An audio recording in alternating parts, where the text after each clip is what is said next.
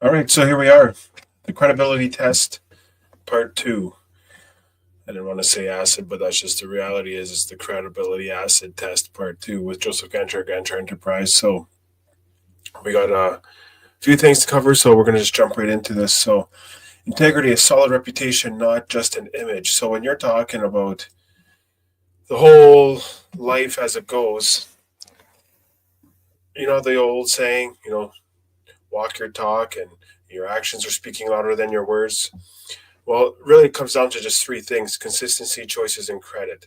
So here's the thing: integrity, not a solid, integrity, solid reputation, not just images. So if you want a solid reputation, you cannot worry about what people think of you. Forget the whole image thing. You got to be consistent in what you believe in. You got to be able to just say, this is the mound of whatever it might be, and you just die on that thing. And that's not with your own ambition. That's like, I'm going to do this for the people. I know it's going to be the best thing for them. I know it is for the betterment of them, and that's what I'm going to choose. So here's the saying of how do you actually do this? Consistency. Are you actually the same in all environments? So in all areas of your life, no matter if you're in the grocery store, in the workplace, if you're running the show, if you're at home with your family, if you're whatever, are you actually consistently the same in all areas in where you show up at? So as soon as you walk through that door or that, threshold of whatever sorts, are you the exact same person? You see, and it also comes down to the types of choices that you make, because when people are thinking, oh yeah, that person's a great person, but here at the, you know, reality, when things actually start to get tough, do you make choices that benefit yourself, or do you actually make choices that benefit others first before yours? You see, I don't know how many times I've ever seen this. In fact, I'm encountering this even as we speak. You try and deal with someone, you try and help them, you try and do whatever you can, and then at the same time, all they're doing is just me, me, me, me, me, and I'm just like, wow. No wonder there's a very high turnover rate of contractors that come in and do this type of work. You know, life expectancy is less than 5 years. It's just like, wow, like that was shortly lived. And you know what? They never go back. They never work further horizontally, even moving down in the organization, knowing that it could be potentially better, just because you're so near to the top, right? And you see a bunch of things. And so you're dealing with someone who's just continuously dissolving anything and everything that they could possibly have their hands on for their own ambition and their own agenda. It's just the reality of it. So credit, are you quick to recognize others for their efforts and contributions to your success? So that not only are they just saying recognize others, but are you actually publicly and willing to say the results that we've had in the last whatever period of time are not on my own efforts? And here is those individuals that have done astronomical efforts and have accomplished great things into getting us where we are today. And then you start listing them off and a brief description of what they did. And I can guarantee you the morale, those people will all of a sudden, the loyalty points go up 30%. And you're going to say, well, I don't really know about that. Well, I can guarantee you that. You do that consistently, and you know what's going to happen? You're going to build such a strong team, you're not even going to know who's the leader. And that is the team that you want to be on, because everybody brings something different to the table. Not everybody is a front man. Not everybody's a wing man. Not everybody is the backup man who's willing to do the dirty work to clean up the mess and make sure that when everyone's gone out of whatever scenario or situation, everything's clean. Everyone has a very important part.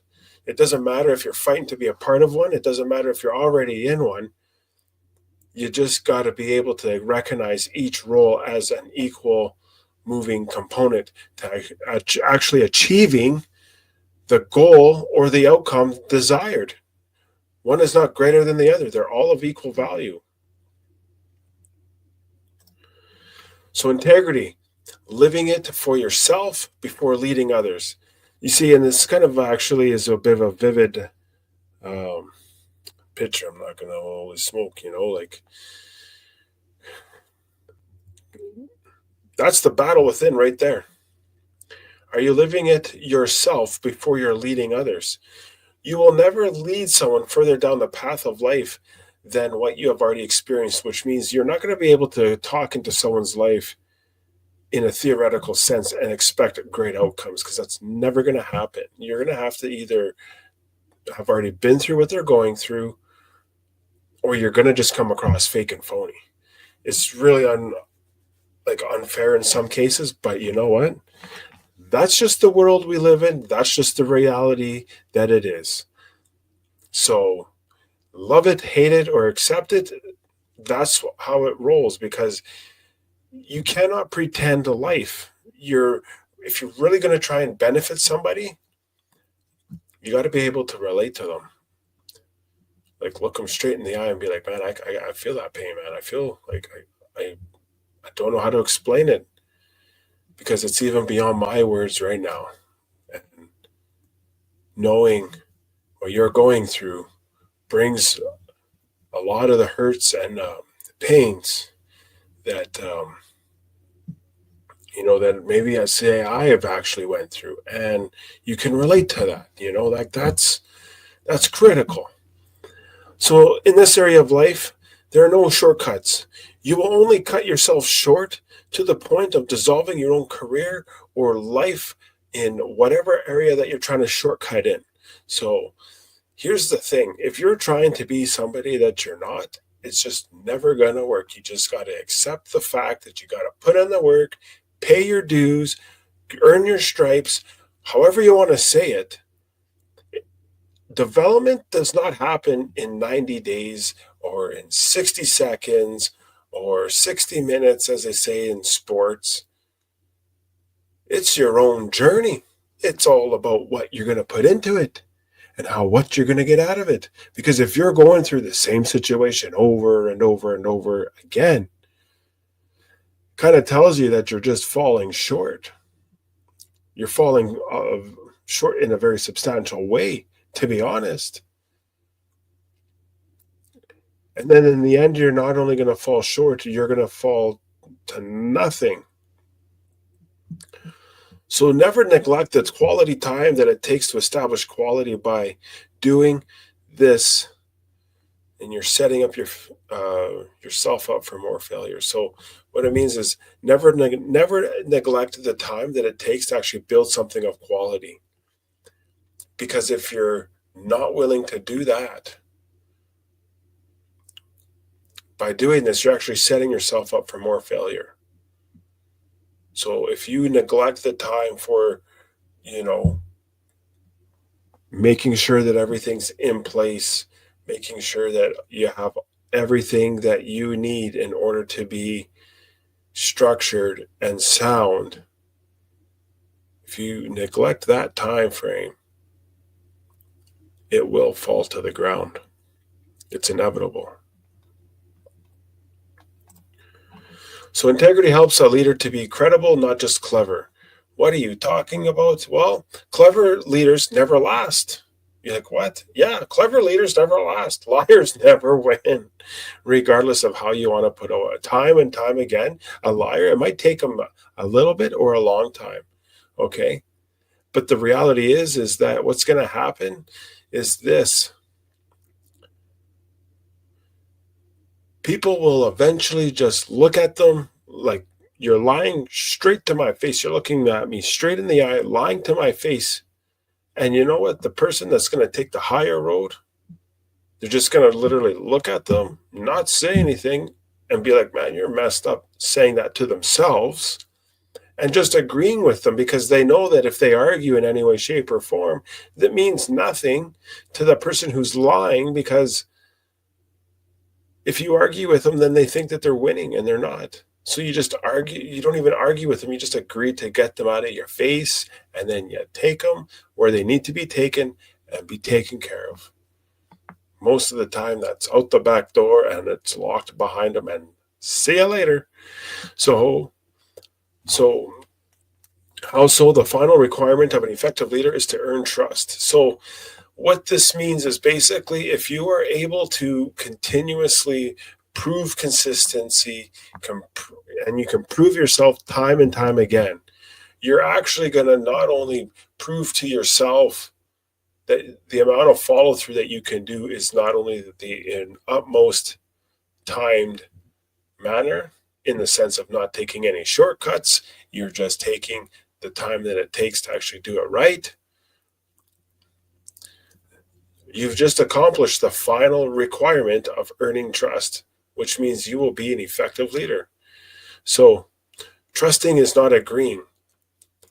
You got to ask the questions, and you got to know the right time. You got to know the right place. You got to know the right tact, the tone, everything. Everything rises and falls on those three things: timing, tone, and tact when you're in these types of situations. I don't care what anybody says, but if you're not using the right tone and you're not using the right timing, your tact could be bang on and you're out to lunch. So know your approach, know how to say it, and know when to say it. Very critical right here, right now.